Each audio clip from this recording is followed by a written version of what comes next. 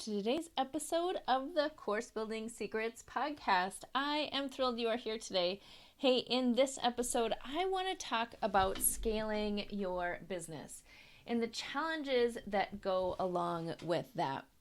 So when I was first trying to scale my agency back in the day, I knew I had to get out of at least one core function of my business. Could no longer be everywhere at once. I was exhausted. I was trying to figure out how to do all the things. I knew that if I sort of stopped pushing and getting things all out there, that all the balls were going to drop, right? I just had that feeling, but there weren't enough hours in the day. I wasn't able to grow and continue growing because I was trying to handle it all, right? Like I was trying to do all of the things. And so at that point, I had two choices. The first choice was to decide like, all right, well, let's just stay at the size that we are right now, right? We're doing fine. I have a small team and we're able to, help a number of clients and, like that could be totally fine. Or I needed to choose that I wanted to create a scalable system, a scalable agency that allowed us to continue to grow. We knew we had people who wanted to work with us. We knew that we could grow beyond where we were at that time. And so, that was the direction that I chose to go. I chose growth. And so because of that, I knew I had to start doing things a little bit different. So that wasn't necessarily easy, right? Not because of the increased workload that we were going to have when we had more customers, but because I had to let go. And I don't know about you if you've ever been in this position, but when you're doing all of the things and you've built your company from scratch and you've, essentially had your hand in every little part of the business, it's really hard to let go. And when I had to let go, the challenges of kind of not being the one who was doing all the things was really hard, right? So I had to step into being a leader, not necessarily the best doer, right? Like I couldn't do all of the things that I was doing with clients anymore. I had to let go of the accolades and the recognition that I was getting from clients, and that they would be super happy with what I provided, what our team provided, and I had to be able to let that go and find a different way to show up and serve. I needed to find a way for me to grow, right? So I had to show up differently. I had to, assume the leadership role of the business and not the sort of head doer of the business. And so that was sort of the first transition that I needed to make as I moved into growth mode. Now, I'll never forget the very first time that all of the work that I had done to show up differently in the business actually happened. We were sitting, the team was having a meeting and we were brainstorming around a new client project. And I was in the room and I was, adding some information. I was, kind of spitballing and brainstorming with everyone, but my team had it. I had the right people in the right seats. They had the plan, they had the strategy, they had all of the parts and pieces that they needed to do an amazing job with this client, and they didn't need me anymore. They didn't need me to lead. They didn't need me to, to give suggestions and give my ideas. In fact, at one point, I remember someone from my team going, "We've got this, Tara. Like, you should go do something else because we are, 100% confident in our ability to help this client." And I was like, "Oh, okay. Well, you don't need me. Like, all right, fine, right?" And so at first, I felt kind of lost and unsure of how to spend my time. I was like, "Well, if I don't need to be in the room, what do I need to be doing?" Right? Like this was the dream that I had ever since I first started the business, but I was not sure of what to do. So I don't know, maybe you have felt that way as well when your team's rocking it and you're like, "Oh, okay, well, guess what? Now I get to focus on something different." And the thing that I started focusing on is I started fixing things, right? I started like not necessarily redoing things, but I was fixing. I was going to make things better, and I was going to, continue to figure out how we can grow and build scalable systems and do all of the things. And so if you know what I'm talking about, you kind of know, like, when you're lost, you tend to like redo things or fix things or make changes that aren't necessary. And so I went through that process, and I was just a little my identity had changed, right? And so I just was a little unsure for a little bit. But I finally sort of found my footings and realized that it was time for me to step up as a leader in my business. And then that is when it finally became that freeing moment that I could grow and scale the business without having to be the one person who was doing all of the things. And I think about this story, and I think about how when I'm helping our customers sort of transition from how they're showing up with their customers, right? Whether it's they're doing one-on-one services, or they're doing sort of live coaching or live delivery of their proprietary methodology, there comes a day when you need to create sort of those scalable delivery and fulfillment systems that help to drive your business forward. And so that experience has served me so well, because a lot of the same kind of behaviors of what happened when I had a team that was finally sort of working without me. This is what starts to happen when people automate their digital delivery.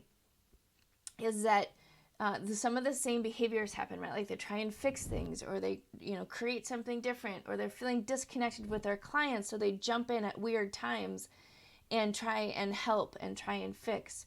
Or because they don't have a clear path of where everyone is and what they're doing, there's just like a lot of sort of ad hoc things that are happening. And it's all just based on that need, that feeling of sort of being unmoored, if you will, when you start to automate your various systems, your various delivery process, and all of the things. Is, you have to trust the process, right? I had to trust my team, that I had given them the tools, I had done the training, and I had put them in a position so they could win. And it's that same thing. You have to put yourself in a position to trust the systems that you've set up, to trust the automation that you've set up, to trust the customer journey that you've created. And then you can create new sort of milestone programs or courses or whatever it is that you want to create that helps your customer along the path. Not so much recreating your signature program or your signature kind of series of programs that you've created, or whatever it is that you've created in your business. And so what tends to happen if you aren't trusting the process is that you are rebuilding things. You're again jumping in. You're creating sort of off tracks that don't match the progression that your people are going to go through. All of these are symptoms that I see almost every day when I'm working with various customers who come to us and they're like, something isn't working with our programs. We've created a training education company. Something's not working. Our customers aren't converting. They're not ascending. People aren't participating. They're not like, there's just something that's going on.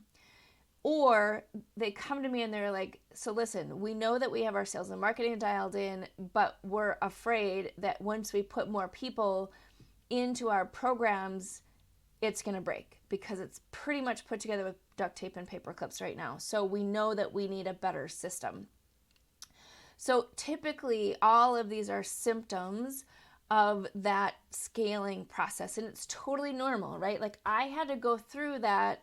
I started a business from scratch. It was all me.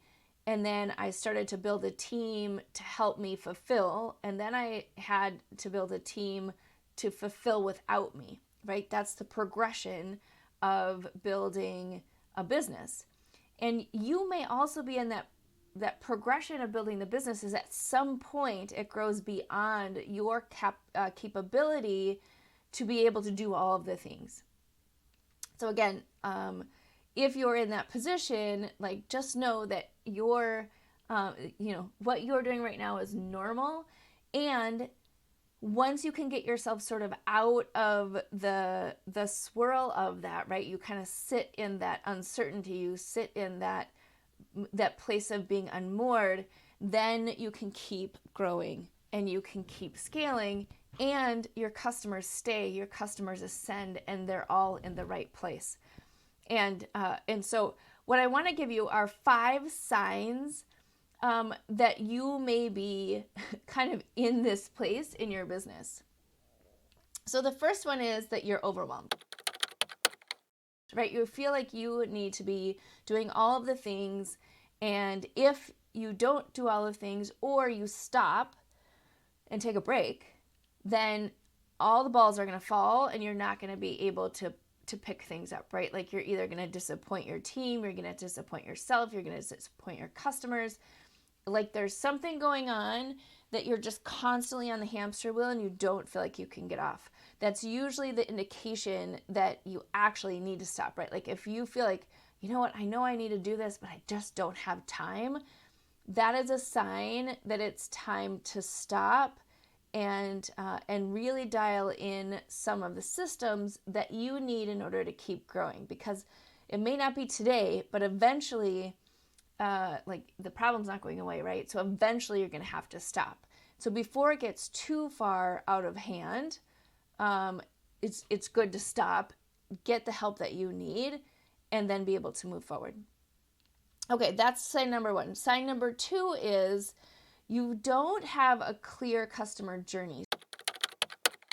So your customers are confused when they join your program and they start to get results. So there's not a clear customer journey and there's not a clear customer ascension path. So when you have customers who come in and they get a result, do you have a clear next step for them?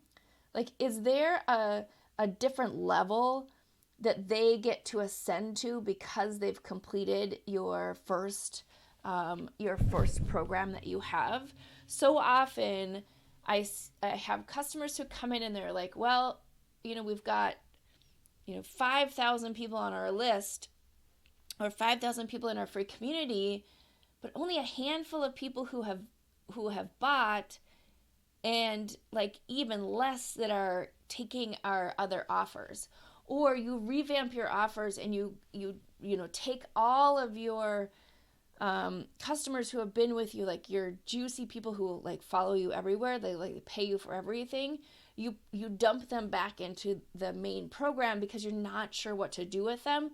That's a sign that your customer journey and your customer acquisition plan is a little wonky, right? Like there's something happening there. And chances are, because you have that first sign where you're super overwhelmed, you're just like thinking about getting a thing out there and selling it versus what happens when somebody becomes a customer. Because the goal isn't to just churn new customers all the time, right? So expensive to do that. In fact, it's like 5 times more expensive than just keeping the ones that you have. And so the second sign is like your customers aren't quite sure what to do. And if somebody's been in your world for a really long time and they've been, getting great results and they're like your person, and you put them back into a beginner program, that's a miss, right? You have the opportunity, you're leaving money on the table because you have the opportunity to keep ascending them to higher and higher levels within the journey. Okay, so that's sign 2. Sign 3 is you've created and recreated your core program more than 3 times. So if this is you and you've created it and then you're like, this isn't exactly right, and so you recreate it,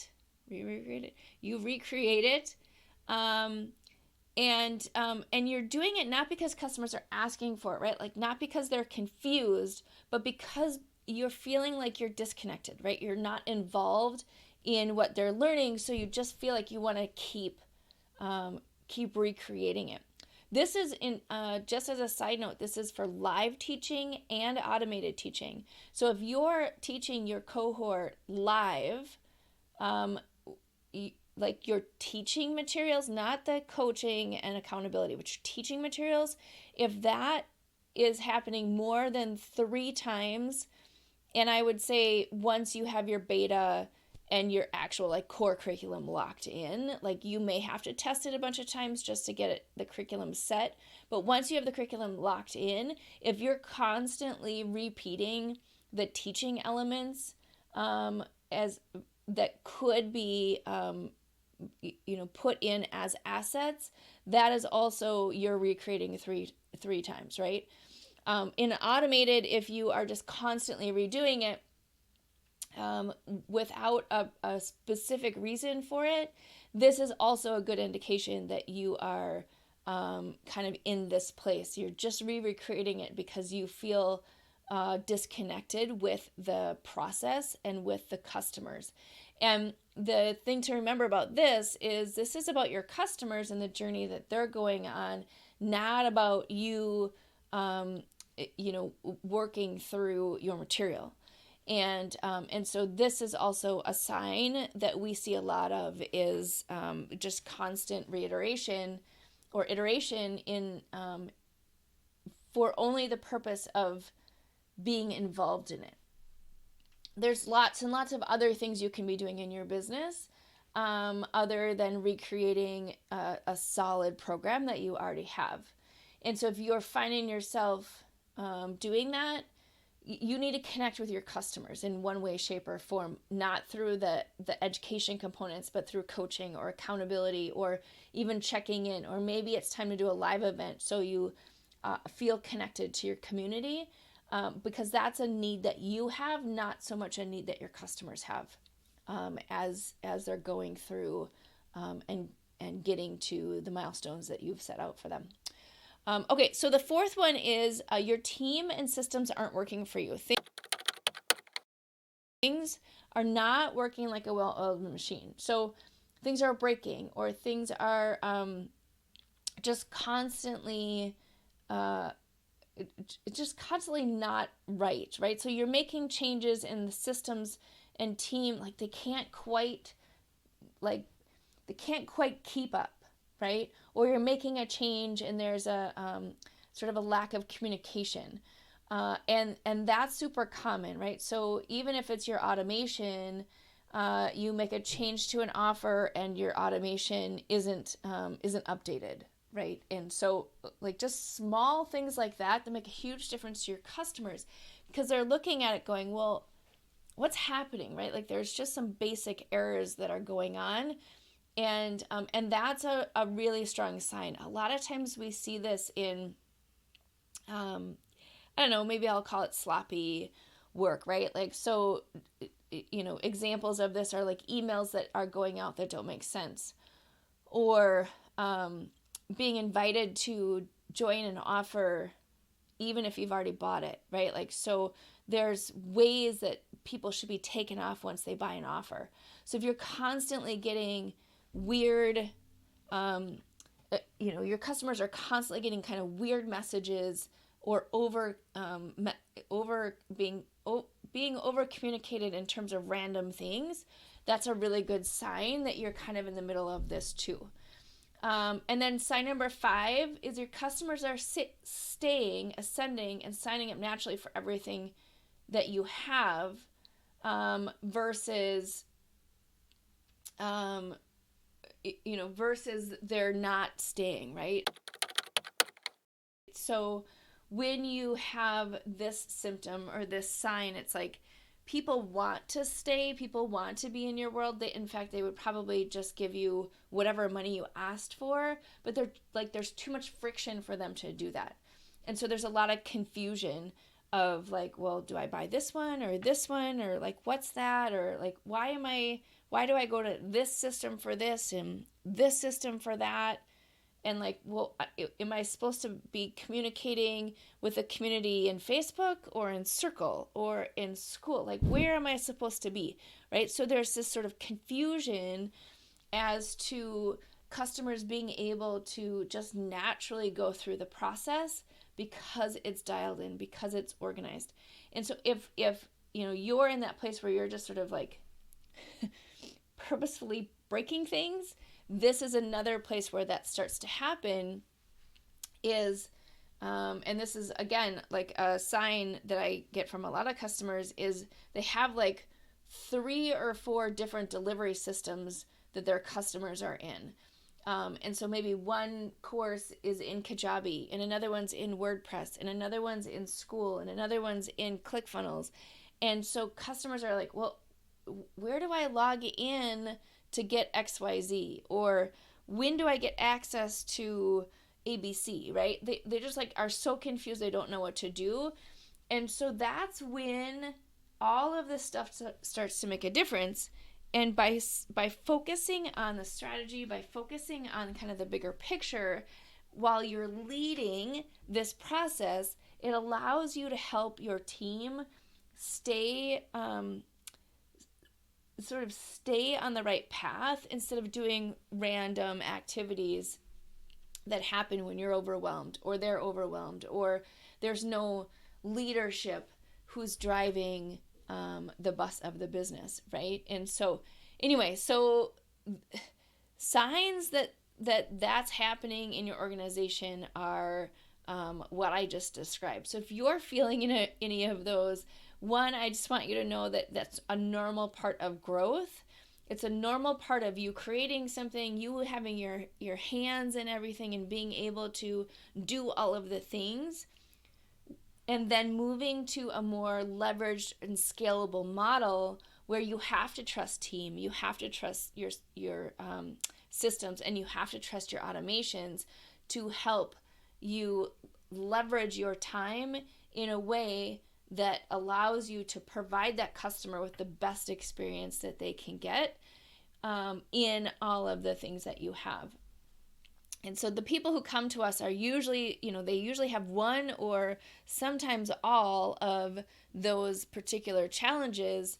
And that's when it's important to sort of stop and reassess the strategy and the leadership sort of plan for how to move forward. So hopefully this serves you. This is one of those episodes that's near and dear to my heart just because I just remember so clearly going through this process. One, having to make the decision, and two, that day that I was standing outside our conference room looking at my team rocking it without me, and I just felt awesome and completely unmoored all at the same time. And I needed to step in and solve these complex challenges in order to keep growing and scaling. And we did, and the business was so much better for it. It was so much better for it when I stepped out and was able to start leading the process instead of doing the process. Just as a total side note, I will tell you, one of the biggest challenges that I had around this whole process was I loved to tinker with the, at the time we were building custom courses. I loved to tinker in the tech. I loved to tinker in how to solve problems, right? I'm a maximizer, I'm a fixer. And so I needed to have some time where I was doing that, or I was going out and finding kind of some cool new ideas and techniques that I thought would be helpful for the team and the clients. And so I reserved, at first it was 1 day a week, and then it became 1 day a month. I reserved time on my calendar for me to just go in and tinker and do the things that I felt like I was missing when I wasn't hands-on in the projects. And that really helped me stay connected and also stay out of fixing things, and I say in air quotes, fixing things for my team, right? At one point, I remember one of my project managers was like, Tara, you can't fix anything. Like, you cannot come in right now and do any of these things because you're screwing it up. And I was like, oh my gosh, you're totally right. And so by reserving that time for myself that I could do kind of more of that strategic tinkering, it helped me stay connected, and it fulfilled that need. So I didn't feel like I had to go and like fix and change things randomly that were going to kind of hose up the business. So if that's you and that's your biggest challenge with going through this transition, I hear you, I see you. Put some time on your calendar to just be able to go and tinker and play. And eventually, I will tell you that I was able to uninstall all of our e-learning software off of my computer. And that was sort of another day that was freeing. Is like, I don't actually have to know this software. I don't actually have to code. I don't have to do all of these technical things that I was doing when I was sort of growing the business by myself. And once I was ready, I was able to do that, and it felt so awesome to be able to lead the process, have a really strong foundational understanding of all of the mechanics that went into the business, but I didn't have to be the one pressing the buttons. And so again, if that's you, I hear you and I see you.